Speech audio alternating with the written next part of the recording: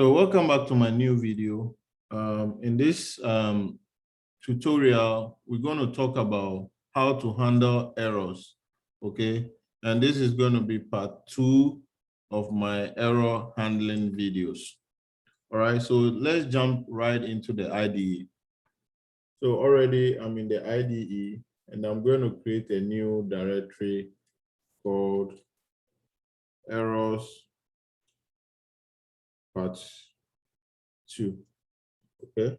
So I'm going to create a new Go file, which I'm going to call main. Okay, so on top of the main function, I'm going to declare a function called divide. Okay, and then the arguments or the parameters to this divide is 2 integers. So we're going to have x as an integer and then y also an integer. And we're going to return 2 things, an integer, which is the result, or we could just make it a float 64 and then an error, okay, which is an interface. And then we're going to check the denominator, okay? So with division, we have x dividing y. So y is the denominator and then the x is the numerator, okay? So we don't want a case where we want to divide something like, let's say 100 divided by 0. You know, that is going to throw an error. That is an infinite or infinity is going to throw an error. So we don't want that situation to happen. So we're going to check if y is equal to 0. We want to return -1. And then we're going to say errors dot new.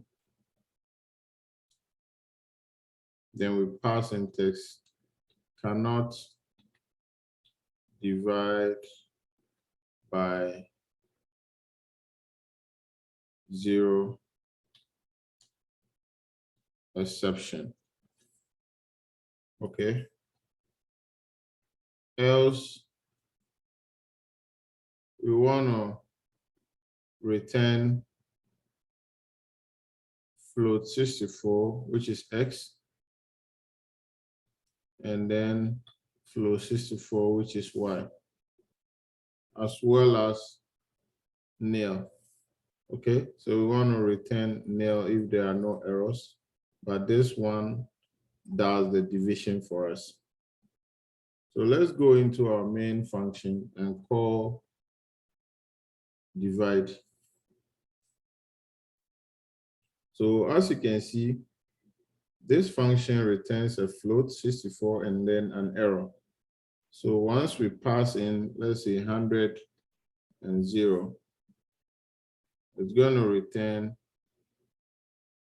results as well as error, which we need to handle.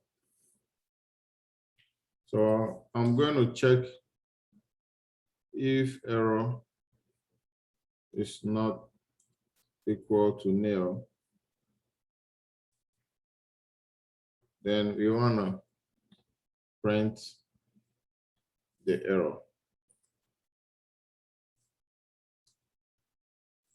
Else we want to print, else let's just print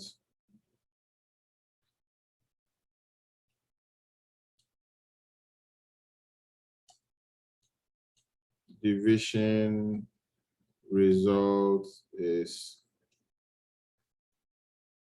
then we pass in our results. Okay.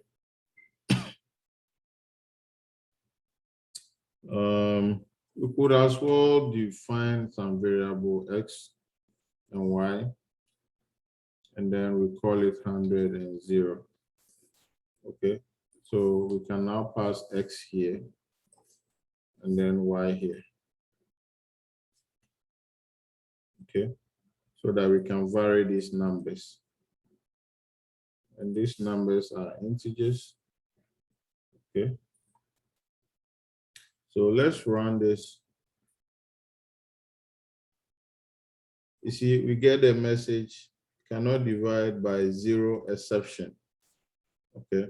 So if we make this 3, and then we run this program, you see, we can get 33.3333, okay?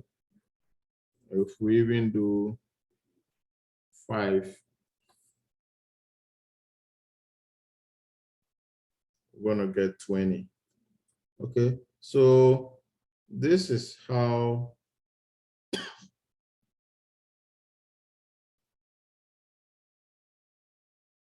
okay, so let's see if I don't do anything with the error.